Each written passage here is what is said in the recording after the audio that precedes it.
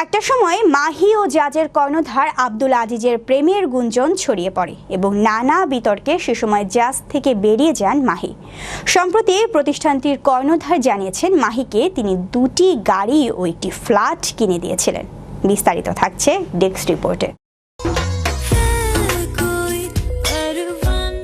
এক যুগ আগে জাজ মাল্টিমিডিয়ার হাত ধরে সুপারহিট ভালোবাসার রং ছবির মাধ্যমে সবিজে আসেন চিত্রনায়িকা মাহিয়া মাহি। জাজের 16 থেকে 17টি চলচ্চিত্রে দেখা গেছে মাহিকে। এরপর একটা সময় মাহি ও জাজের কর্ণধার আব্দুল আজিজের প্রেমের গুঞ্জন ছড়িয়ে পড়ে এবং নানা বিতর্কে সে সময় জাজ থেকে বেরিয়ে যান মাহি।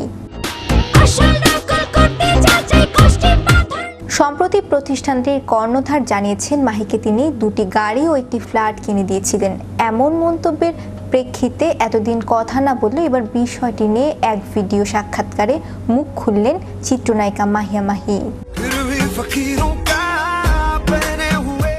আব্দুল আজিজের কাছ থেকে গাড়ি বাড়ি উপহার পাওয়া প্রসঙ্গে জানতে চাইলে মজার ছলে মাহি বলেন 4টা ছিল, কেন কমিয়ে বলল। এরপর নায়িকা বলেন, অগ্নিকন্যা এই ট্যাগটা যারা আমার নামের সঙ্গে জড়িয়ে দিয়েছেন আমি তাদের কাছে কৃতজ্ঞ।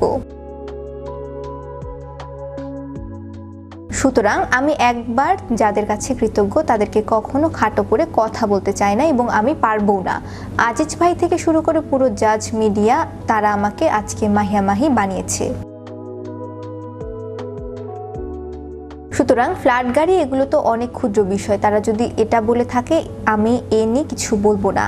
আমার কাছে জাজকে অনেক সম্মানের একটা জায়গায় রেখেছি, আজীবন রাখবো, এটা নিয়ে কোনো কিছু বলবো না। মাহি জানিয়েছেন জাজকে তিনি সম্মান দেন, ঠিক তেমনটাই আশা করেন জাজের কাছ থেকেও। আব্দুল আজিজের উদ্দেশ্যে অনুরোধ করে মাহি বলেন, আমি যেহেতু আপনাদেরকে সম্মান করি সেই সম্মানটা আমিও চাইবো যে আপনারা আমাকে সবসময় দিয়ে আসবেন। আমি তাদেরকে অনুরোধ করছি, আমার মনে হয় সামনে এ ধরনের কোনো কিছু আর শোনা যাবে না। শ্রেয়া রায়, বিশ্ববাংলা 24।